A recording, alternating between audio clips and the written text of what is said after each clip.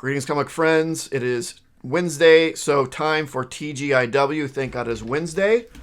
We did fairly good this week. We hit that super sweet spot of 10 books, which is a lot better than we did last week.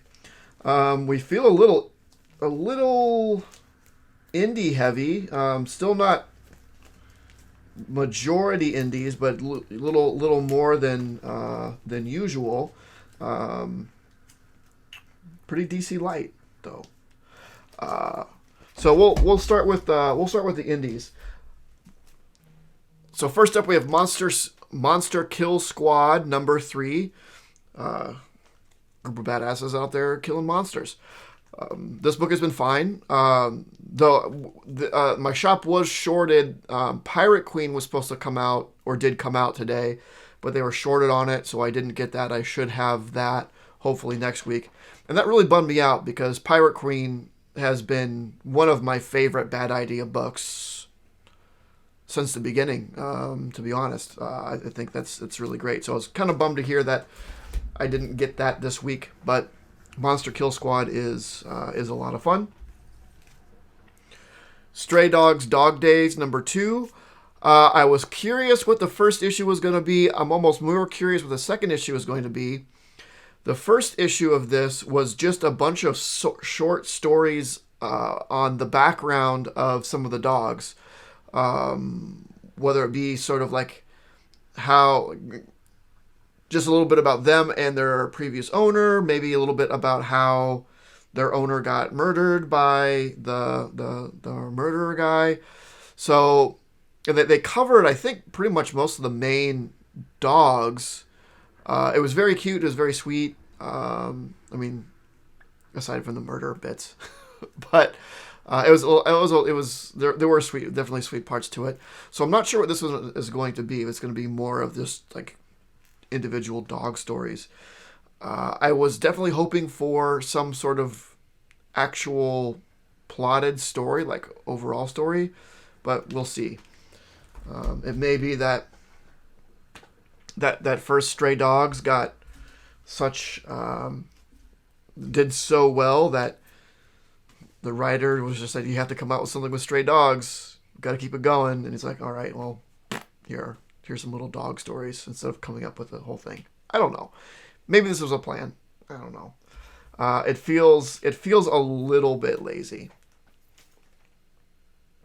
Like if you can't come up with a full like story, then maybe it's. I mean, Stray Dogs was great. It told the story it needed to tell. It could have just been left there, but they make so many. They make so much of those variant covers that like they just have to have something, or the inside doesn't matter. Just give me something to put variant covers on and crap it out there. Yeah, it's not bad. It's just it feels a little lazy.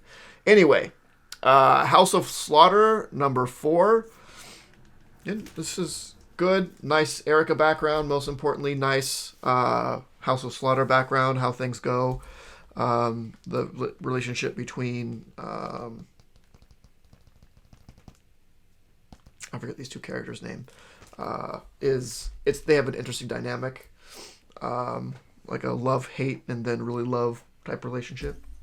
But it's good. And after a long hiatus, how long has it been since we had Saga? Saga number 55. I legit cannot remember the last Saga. And I don't remember what's happening. These characters look familiar, but I don't really remember what their deal is. Hopefully they give a little bit of a primer to get kind of caught up in like what's been going on, because it's been a hot minute.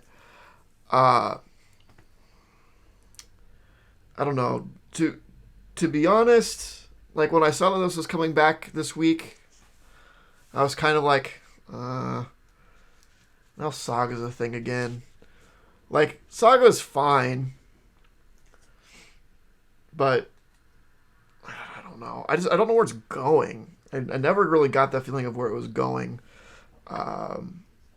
again, my feelings of Saga are kind of like Something Is Killing the Children, where it's like it's good, it's fine, but it's not as I don't think it's as great as all it got hyped up to be. But that's just my opinion. With its return, there was some little tchotchkes that came along with it. There was a Saga bookmark, a couple of temporary tattoos, which I'm obviously just going to put one on each butt cheek. Call that good. And then some buttons, little tiny buttons. There's 4 of them in here. It looks like these were stripped right from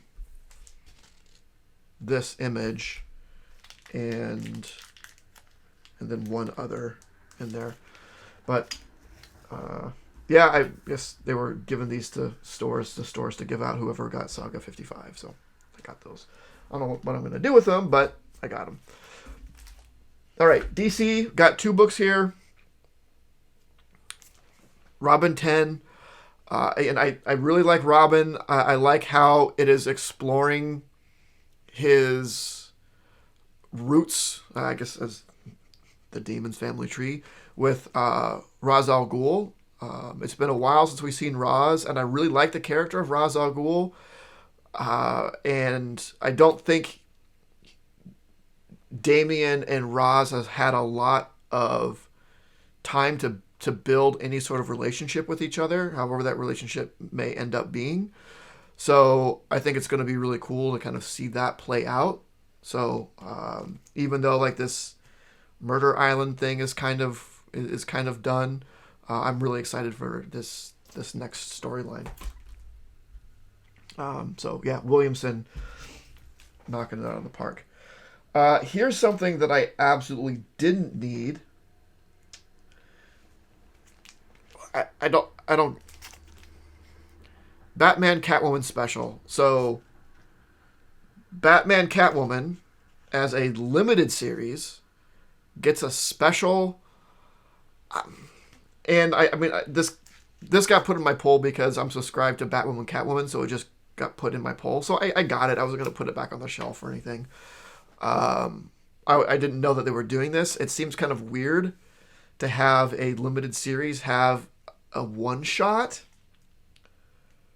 I don't need it because like I'm ready for Batman Catwoman to be done anyway. I don't need an additional one that I that I didn't think I was gonna have to get. It also looks like it's it's prestige format. It's a beefy little book. So I don't know what to expect from it. I'm guessing it doesn't take place in the story. Like Batwoman Catwoman is a story. It is a limited series that tells a single story. Why is there an I don't know. I don't get it. I mean it's probably taking place in that sort of future. If it's good, it's good, but it seems unnecessary. Who knows? Devil's Reign 3 out of 6. This is a fun little limited, a fun little event. The Luke Cage going to run for mayor, I think, is super fun idea.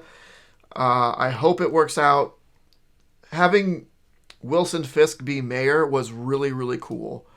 It was a really interesting development for Fisk and for New York, Marvel's New York. And it's gone on for a very long time. And it's not that it's not overplayed or it's tired or anything, but it's been a long time. And I can see them wanting to do a shakeup, right? Let's go ahead and change that. He can't be the mayor forever. But having him go back to just like pure getting out of the mayor's office, what he's going to do, right? He's going to go back to like just pure life of crime. And I think that'll be fun. I think it might be time. It didn't bother me that he's been the mayor for so long. I'd never really even thought about it. It just became so just part of the normal mythos that, yeah, Fisk is mayor. Like he's been mayor that's it. He's mayor. But it does seem like it's a good time for him to get ejected. And maybe he won't. I don't know. But they are sort of suggesting that it is a possibility, and it maybe makes you think about it. And when I thought about it, I was thinking, yeah, let's see Fisk have to go back to old tricks and just be like mob boss and like take on the what do they call the Stromwinds like in earnest, and let's see that mob war work itself out. I think that would be fun. Thor number 21. Man, the last issue, I was enjoying it until the end. I guess I don't want to give it away just yet in case there are some that are behind, because it is a fairly big reveal. I think it's really stupid. It's Cates, man. I was talking about this probably just last week, but it's like, come on, Kate. Like, everything has to be this, or was it? Well, whatever. Everything has to be like this huge freaking thing where it changes the status quo. Like, too much. It's too much. I didn't like it. I liked the issue up to then. It had some really good Odin interaction. It was super cool. I was curious about who this God of Hammers was, and then it revealed it, and I was just like, ugh, this is stupid. I didn't care for it. Like when I first read it, I was like, oh, that's whatever. Like, it's Cates being Cates. And the more I thought about it, the more I was like, this is just dumb. It's not that it's such like a big shakeup, and I'm tired of Cates' big shakeups. This is a dumb shakeup. It's dumb. Like, I'll read it. Maybe it'll be fine. Get through it. A lot of the other stuff in Cates' Thor is fine, but eventually Cates has to do a Cates thing. Amazing Spider-Man number 87. Who are we with now? McKay. Let's see. You want to wear this again? Prove it. This looks to be like Peter's costume. The last issue of this was really, really good. I think that was a Ziegler issue, but kind of looking into the immediate background of Ben Reilly and his mind a little bit, and how he's been manipulated with by Beyond. So last issue was really good. It was very Ben Reilly focused. This one, if this is the Peter costume, and I mean Black Cat's there, so it's probably more Peter focused, which is cool. So yeah, I mean I am enjoying Amazing Spider-Man. I was on the fence about it, leaning towards enjoying it, and now, given the kind of the rotating creative team, I'm always worried about that. I think they've been doing a really good job on it. This Ben Reilly stuff is fun. The Beyond stuff has been okay. The Doc Ock stuff has been great. Yeah, I'm really enjoying ASM right now, and I'm happy for it because it's been a while. And then I also picked up, speaking of McKay, I also picked up Mary Jane and Black Cat Beyond #1, or I don't know if the name of the official title has Beyond in it, or just saying it's Beyond tie-in. But you know, the Beyond stuff, it's fun. I'm more turned on to it. Having like the interaction between Felicia and Mary Jane is always interesting, because you know they both with Peter, so that's always fun, because I mean even with like when Peter is firmly established with Mary Jane, Felicia is always like, "How you doing?" But with Spider-Man, right? Her thing was like she was always attracted to Spider-Man and not Peter Parker. But anyway, I picked this up. give the first issue a try. I do usually like books that are Spider adjacent. So characters sort of around Spider-Man, not necessarily about Spider-Man himself. And these are two very important Spider-Man characters. So I picked that up, and we'll see how it is. So yeah, a good solid week. Most everything looks exciting. For as much as I say that, about Saga, I am interested. I am excited to read that again, to get back into it and get refreshed on it. But yeah, overall, a lot of really good stuff. Stayed within my limit, even though I bought an extra #1. So pretty happy with that. So let me know your thoughts. Like, comment, subscribe, do all that stuff. And of course, don't forget to make yours Titan. This video was brought to you by Titan Comic Pressing. Follow us on Facebook and Instagram at Titan Comic Pressing LLC.